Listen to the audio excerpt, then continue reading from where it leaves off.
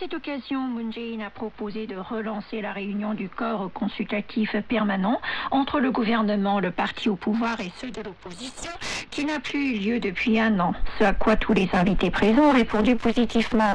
Le président de la République a appelé à une coopération allant au-delà des clivages politiques concernant les restrictions économiques japonaises et l'accord de partage de renseignements militaires avec Tokyo.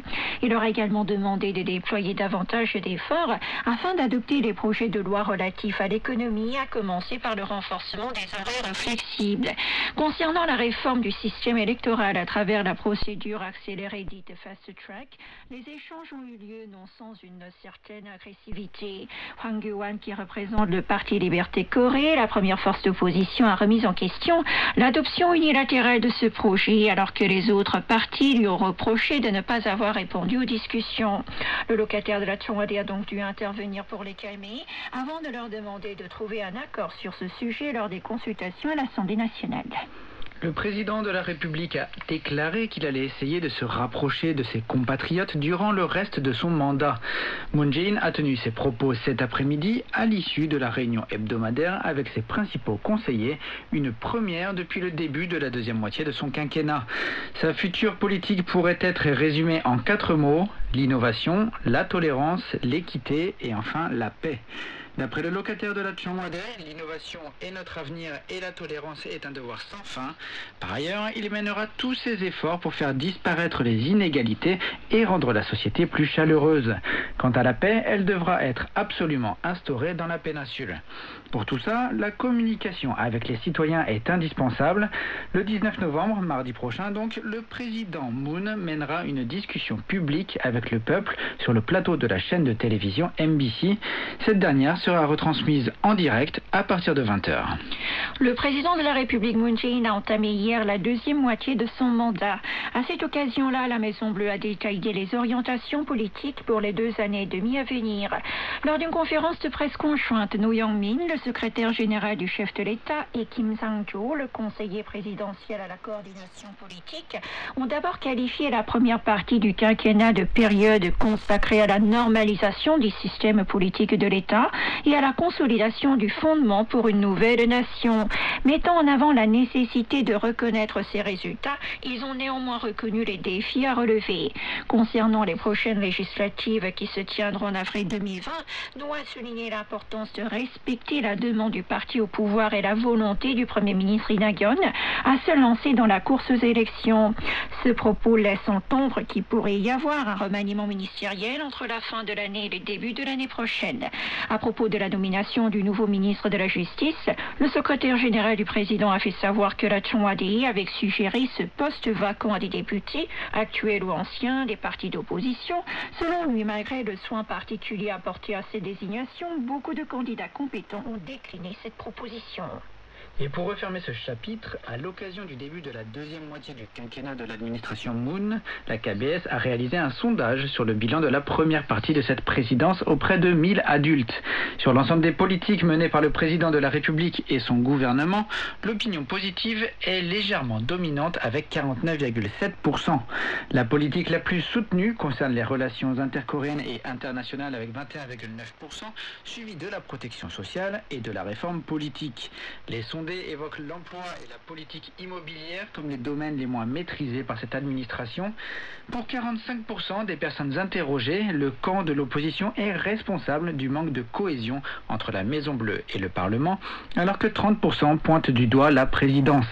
Concernant les projets de loi polémiques, comme le processus accéléré, dit Fast Track, à l'Assemblée nationale, environ 2 réponses sur 3 sont pour la création de l'agence en charge des enquêtes sur les crimes dans lesquels seront impliqués de hauts fonctionnaires, à laquelle s'opposent les partis conservateurs. Enfin, pour les prochaines présidentielles, le Premier ministre Lee Na-gyeon sort favori, devançant largement Hwang Kyo-hwan, le chef du parti Liberté Corée, la première formation de l'opposition. Vous êtes à l'écoute du journal en français de KBS World Radio. À l'Assemblée nationale, le comité du budget et de la comptabilité lance aujourd'hui une réunion d'ajustement du projet de budget 2020 dont la valeur totale est estimée à 513 500 milliards de won, soit plus de 385 milliards d'euros. Il s'agit de la dernière étape de l'évaluation parlementaire qui déterminera la réduction ou l'augmentation des enveloppes de l'année prochaine pour chacun des secteurs concernés. Les membres du comité doivent rendre leurs conclusions d'ici le 29 novembre. Les discussions s'annonce cependant houleuse, car le Minju, le parti présidentiel, s'est fixé pour objectif de défendre le plan actuel malgré la contestation du PSC, premier parti d'opposition, qualifiant ce budget d'exorbitant. Celui-ci a en effet annoncé souhaiter une véritable coupe de l'ordre de 14 500 milliards de won, soit environ 11,3 milliards d'euros, craignant un effondrement financier. Face à cette critique, la formation présidentielle a souligné que la Corée du Sud était l'un des meilleurs élèves en matière d'assainissement budgétaire et qu'une politique expansionniste était recommandée par la plupart des organisations économiques internationales. Le Japon vient d'interdire l'utilisation de l'expression esclavage sexuel pour désigner les femmes de réconfort, de quoi provoquer une nouvelle polémique en Corée du Sud. Dans la version 2009 du livre bleu diplomatique, le ministère japonais des Affaires étrangères explique que ce terme ne doit pas être employé car cela va à l'encontre de la vérité et que le gouvernement sud-coréen l'a confirmé dans un accord que Tokyo a conclu avec Séoul. Cet accord fait référence à celui signé en décembre 2015 entre l'ex-chef sud-coréen de la diplomatie Yoon Byung-se et son homologue japonais Fumio Kishida au sujet du dédommagement des femmes de réconfort. Dans l'édition 2018 de ce document officiel, le gouvernement japonais faisait déjà savoir son intention de réagir face à l'usage de l'expression esclavage sexuel sans pour autant préciser la position de Séoul. À noter que le rapport soumis en 1996 par la rapporteuse spéciale de l'ONU, Radhika Kumaraswamy, qualifie clairement les Wianbu de victimes du système d'esclavage sexuel mis en place par l'armée nippone durant la Seconde Guerre mondiale. Il exhorte également Tokyo à présenter ses excuses et à indemniser les victimes. Et nous enchaînons avec un tout autre sujet. La fenêtre de dialogue avec les États-Unis que la Corée du Nord a ouverte se ferme un peu plus chaque jour. Pour sortir de cette impasse, la Maison-Blanche doit apporter une réponse.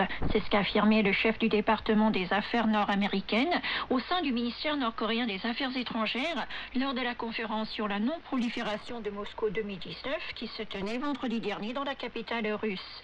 Concernant la possible tenue d'un nouveau sommet entre la Corée du Nord et les États-Unis, dans l'hypothèse où le président américain ne serait pas réélu, Churchill a indiqué que les relations entre les deux pays ont jusqu'à présent pu être maintenues grâce aux liens privés entre Kim Jong-un et Donald Trump.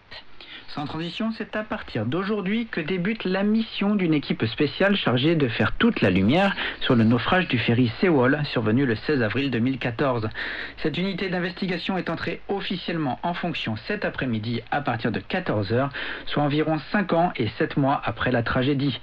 Si aucune cérémonie d'inauguration n'a eu lieu, une conférence de presse a été organisée, au cours de laquelle Im Kwan-hyok, nommé chef de cette équipe spéciale constituée de 8 procureurs et d'une dizaine d'enquêteurs, a présenté son plan d'investigation. Il s'est engagé à fixer les priorités de l'enquête une fois l'ensemble des documents analysés et sans tenir compte des possibles intérêts politiques. À noter que les membres du groupe de travail n'ont pas attendu le début officiel de leur opération pour lancer certaines procédures, comme l'examen depuis jeudi dernier des documents transmis par le président comité en charge de l'enquête sur ce drame. Ce malheureux accident a fait 304 victimes, dont la plupart étaient des lycéens en voyage scolaire. Toute l'actualité de toute la Corée, c'est ici sur KBS World Radio. Le gouvernement a annoncé aujourd'hui son intention de renforcer la compétitivité nationale dans les nouvelles technologies et de réformer la formation des ressources humaines adaptées aux nouveaux paradigmes socio-économiques. Pour ce faire, un task force rassemblera l'industrie